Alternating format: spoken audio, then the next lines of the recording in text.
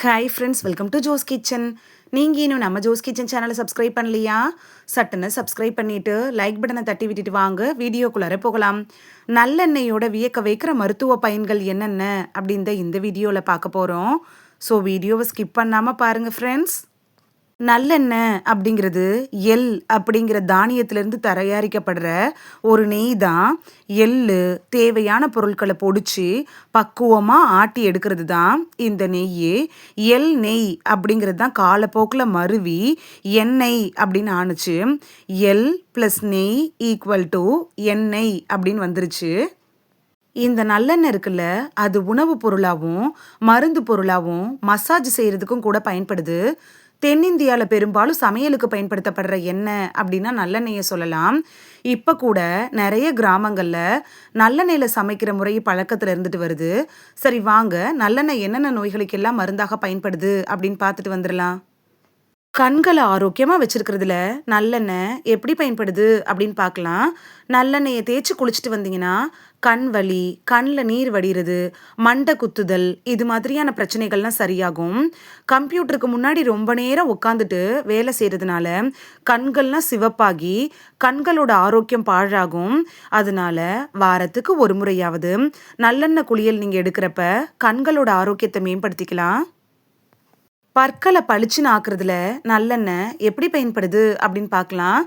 தினைக்கும் காலையில் எழுந்த உடனே நல்லெண்ணெயால் வாயை கொப்பளிக்கிறது, அதாவது ஆயில் புல்லிங் செய்கிறப்ப பற்களில் தங்கியிருக்குள்ள அந்த சொத்தைகள்லாம் நீங்கிறதோட பற்கள் நல்லா பளிச்சுன்னு ஆரோக்கியமாக இருக்கும். அழகான சருமத்துக்கு நல்லெண்ணெய் எப்படி பயன்படுது அப்படின்னு பார்க்கலாம். நல்லெண்ணெயில் நிறைஞ்சிருக்கக்கூடிய ஜிங்க் சத்து இருக்குல்ல, அது சருமத்தோட நெகிழ்வுத்தன்மையை அதிகரித்து சருமத்தில் கொலாஜன் வளர்ச்சியை ஊக்குவிக்குது. நல்லெண்ணெய் இருக்குல்ல, அது எளிதாக சருமத்துக்குள்ளார ஊடுருவி போயிடும். அதனால சருமம் மிருதுவாகவும் போஷாக்கோடு இருக்கணும் அப்படின்னு நினச்சிங்கன்னா நல்லெண்ணெய் மசாஜ் பண்ணுறது ரொம்ப நல்லது.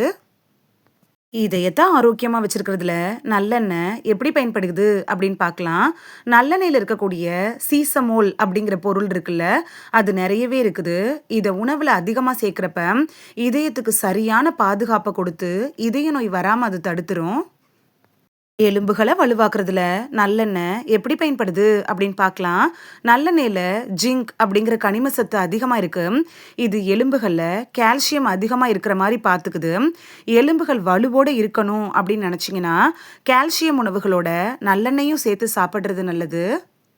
பொடுகு தொல்லையிலிருந்து விடுபட செய்கிறதுல நல்லெண்ணெய் எப்படி பயன்படுது அப்படின்னு பார்க்கலாம். பொடுகு தொல்லை இருந்துச்சுன்னா வார ஒரு முறை நல்லெண்ணெய் குளியலை நீங்கள் எடுத்துக்கிறப்ப பொடுகு தொல்லை காணாமல் போயிடும். ஆயுளையும் இளமையும் நீங்கள் அதிகரிக்கணும் அப்படின்னு நினச்சிங்கன்னா நல்லெண்ணெய் உங்களுக்கு அருமருந்தாக இருக்கும். ரத்த அழுத்தம் இருக்கிறவங்களுக்கு நல்லெண்ணெய் எப்படி பயன்படுது அப்படின்னு பார்க்கலாம். நல்லெண்ணெயில் இருக்கக்கூடிய மெக்னீஷியம் ரத்த அழுத்தத்தை குறைக்கிறதுக்கு ரொம்ப யூஸ்ஃபுல்லாக இருக்கும். அதுலேயும் நீரிழிவு நோயாளிகளுக்கு உயர் ரத்த அழுத்தம் இருந்துச்சுன்னா அவங்க நல்லெண்ணெயை சாப்பிட்றது அவங்களுக்கு நல்ல பலன் கிடைக்கும். தூக்கமின்மை பிரச்சனையிலிருந்து விடுபட செய்கிறதுல நல்லெண்ணெய் எப்படி பயன்படுது அப்படின்னு பார்க்கலாம்.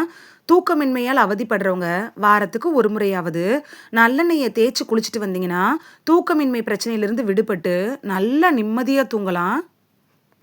நீரிழிவு நோயாளிகளுக்கு நல்லெண்ணெய் எப்படி பயன்படுது அப்படின்னு பார்க்கலாம். நல்லெண்ணெயில் இருக்கக்கூடிய அதிகப்படியான மெக்னீஷியம் இருக்குல்ல, இது இன்சுலின் சுரப்பை தடுக்கிற பொருளை எதிர்த்து போராடி உடலில் நீரிழிவு நோய் வர்றதை தடுக்குது. உடல் சூட்டை தணிச்சு குளிர்ச்சியாக வச்சிருக்கிறதுல நல்லெண்ணெய் எப்படி பயன்படுது அப்படின்னு பார்க்கலாம். உடல் சூட்டால் அவதிப்படுறவங்க நல்லெண்ணெயை கொஞ்சோண்டு குடிச்சிங்கன்னா உடல் வெப்பம்லாம் தணிஞ்சு உங்களோட உடல் குளிர்ச்சியாக இருக்கும். கெட்ட கொழுப்பை கரைக்கிறதுல நல்லெண்ணெய் எப்படி பயன்படுது அப்படின்னு பார்க்கலாம். நல்லெண்ணெயில் லெசித்தின் அப்படிங்கிற பொருளும் லினோலிக் அப்படிங்கிற அமிலமும் இருக்கு.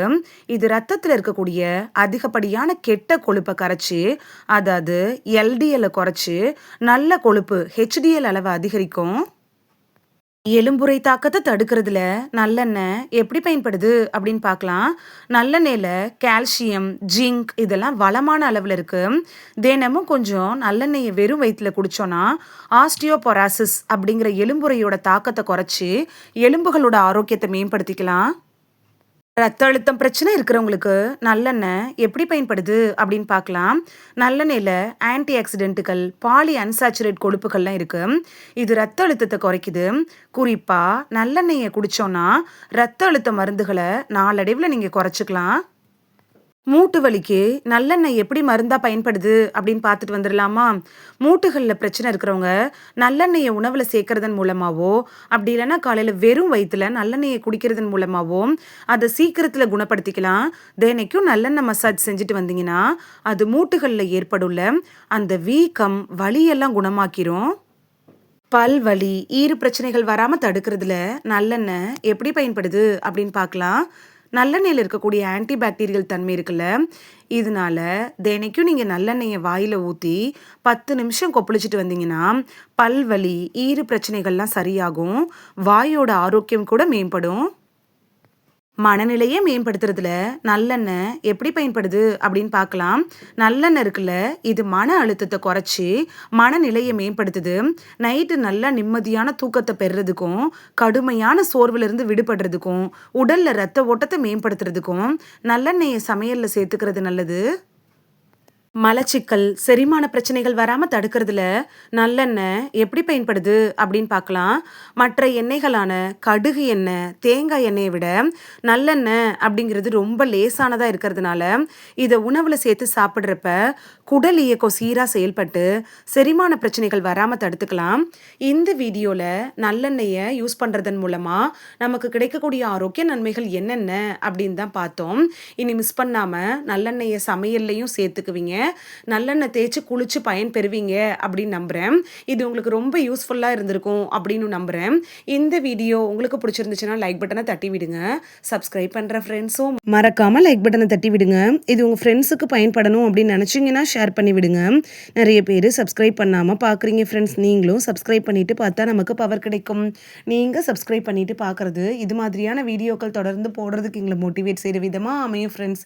சப்ஸ்கிரைப் பண்ணுறதோடு மட்டும் இல்லாமல் பக்கத்தில் இருக்க பெல் ஐக்கானை கிளிக் பண்ணி ஆளுங்கிற ஆப்ஷனை கிளிக் பண்ணி வச்சிட்டிங்கன்னா நாங்கள் வீடியோ போட்ட உடனே நோட்டிஃபிகேஷன் உங்கள் செல்ஃபோனை வந்தடையும். நாளைக்கு வேறொரு ஆரோக்கியமான பதிவில் சந்திக்கலாம். Thank you, by.